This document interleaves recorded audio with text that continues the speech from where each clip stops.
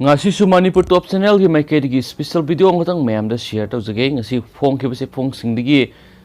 top content ani kitang la khocharaga mayam da share to jage mayam loi phukta min se do video subu nungai biragadi mayam la sunsoi sojina mipum kudimak share to biramo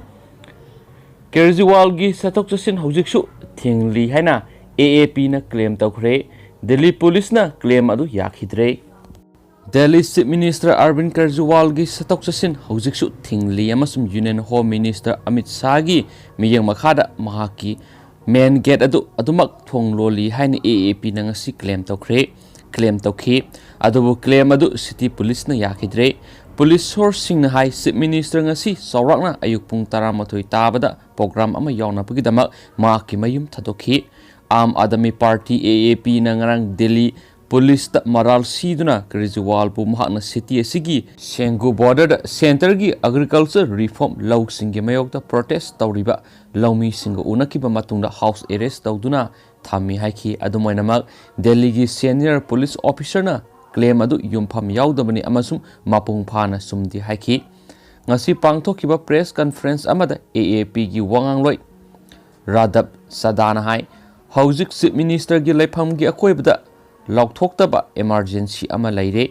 aina hairibasini Union Home Minister gi miyang makhada Chief Minister Arvind Kejriwal gi sathok chasinda hojik su athingba pi Thamli Chief Minister gi residence ki main gate hojik su thong loli haina Sadana haiki hojik mafam asida laukthokta emergency ama Thamli stadium singbu lawmi singidama prison sing onthokpada ekoina yaba ngamloi haina mahna haiki senior police officer amana hai Chief Minister gi sathok chasinda karigumba athingba amata leite Chief Minister gi leiphamda police na ngak seliba adudi security gi protocol gi saruk amani haina mahna haiki police source singi matungina Kejriwal asi ngasi amuk sawrakna pung 12 tabada program ama saruk yanaba mahaki leiphamdagi thokhi haiki ngarang Kejriwal mahaki leiphamdagi tholakhi party gi workers singda wa ngangki center na mahakpu mapan thoktana ba khwaidigi angamba thakta honari haiki mahakna hai karigumba mahakpu thingdrabadi mahakna lawmi singidamak Bharat Ban movement saruk yagani center asi hojik yamna khoisaunaba pokli masigi maramdi mahakna government na Delhi gi stadium singbu lawmi singi prison oina sizinanaba yahandabagini haina Kejriwal na claim tawkhi stadium singbu matam kharagi oina prison sing ontho o haibigi aikoida pressure yamna fangki aduba aikoina madugi ayapa pikide amadi masina khongjang asida sawgatli haina ai khali adubu center na yamna saukhi haina Chief Minister na haiki amasung ayambana Punjab amasung Haryana digi lakpa lawmi lising kayada Delhi gi tuan ba border point singda anauba farm law singi mayokta protest tawkhi center na kanne yetna riba farm law singa si semdoknaba offer tawri adubo protest tawriba lawmi singnadi ain singa si mapung phana muthatkadabani haina dabi tawri ngarang thokiba Bharat Banda National Capital Delhi da ayamba kaithil sing hangnakhi adubo lambi da app base cap sing senakhi ruling Aam Adami Party AAP na Delhi Police da Chief Minister Arvind Kejriwal house arrest tawduna thamle haina maral sikhibani haina su pauksi sina makhatana fongdorakli amasum atopka mayamna khangjinbada aduki mati kanaraba amasum yamna India masa ama oina saktoksinga oiraba content masang mayamna share tawjage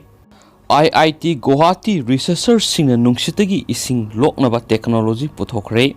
Indian Institute of Technology IIT Guwahati ki researchers singna hydrophobicity gi concept adu sizinaduna nungsitagi ising harvest tawnabagi anauba technology ama puthokle haina fongdokre magi research scholars sing Kaushik Maji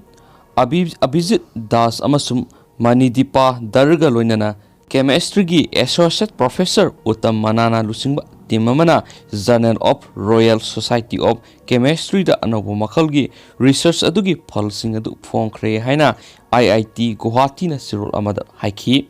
asigumba water harvesting techniques asida hydrophobicity natragana pochak kharagi water repelling sizinai hydrophobicity gi concept asi thambal gi manada yenglaga su khangma ngamlibaduni haina Professor Manana haiki IIT Guwahati digi research team aduna most year digi phajana ising harvest tawnaba ahan bu oina chemically pattern SLIPS ki concept adu sijinakhi achamba A4 printer paper amagi mathakta sponge manba mahot hoba polymeric material ama sprays tawduna salairiba pattern hydrophilic SLIP ama puthoi makhatana hydrophilic sport singadu tonganba makhal amagi thau singna lubricate tawdringagi mamangda coating aduda napsili madugi matungdagidi masigi surface asina karigumba inghanabagi arrangements amagi mathau taba yauduna nungsitta yauriba foggy water vapor adudagi ising lokani haina sirul aduna haiki malem asigi mafam punamakti ising tangba hengalakibaga loinana maoksa nataba mawongi pambaisingna ising khaujinba amasum yoktuna thamnabagi thabak kaya marum honakhre amasum IIT Guwahati scientist singna ising yoknabagi lambi sing design tawnaba nature da mai onsinki aikoina yamna efficient oiba water harvesting interface ama puthokre researcher sing asina makhoigi picture plan ithin pikiba SLIPS material singi performance adubu ataibayo inspire idea singasu sangnamnaki amasum water harvesting gi efficiency gi oinadi makhoigi aduna hena superior oiba phangki haina professor manana haikhen su pausi sina makhatana phongduragli duga atopa pawamanamo chilakpoina kantena mana COVID-19 guideline amasum hospital da fire safety gi report piraknaba supreme court na center amadi state ta khangankhre leba asida COVID-19 layset hengalakpa asi thingnabagidam central government amadi state government singna COVID-19 guideline ilhananaba lakholiba thabak sing amasum hospital singda maihaulang oktanabagidam state singna lakholiba thabak singi matangna akuppa marol khangalangnaba supreme court na center amadi state government singda haikhre haina supauksi sina makhatana phongduragli aduga myam hojikoinadi matang asaida lusinjarage aduga myamna pambiragadi sigi special content katang myam da share tawjaninge sigi content se myam khoina su khangba mi su myam yaram lagani world cup itihas ta kangam myam su kongam la roi ta ba adugona ba hand of goal myam khutna goal san kiba world cup tani myam sigumbagi content ma sang khak leije si myam si content si myam da share tawge khanjai myam gi kari mo lebi bige do habiro myam na हाइसी content share तो हबी निंगलगदी सोइदना Manipur top channel गे मैकेडी गे मैम द शेयर तौजरके अदुगी मतिक खंजिनबद कानरबा मचुम यामना तांगना थोकपा पृथ्वी ओइना थौदो अमसु ओइखिबनी मैम अदुना मैम तांग साइड ngasiगidi लोसिनजरगे अदुगा होरेन सिसे मैम पाम्बिरगदी अपडेट पिजरके अदुगी इ पावसु मैम तामिनसि मथंगसिना मतंग साइड हौजिक ओइना लोसिनजरगे थैंक यू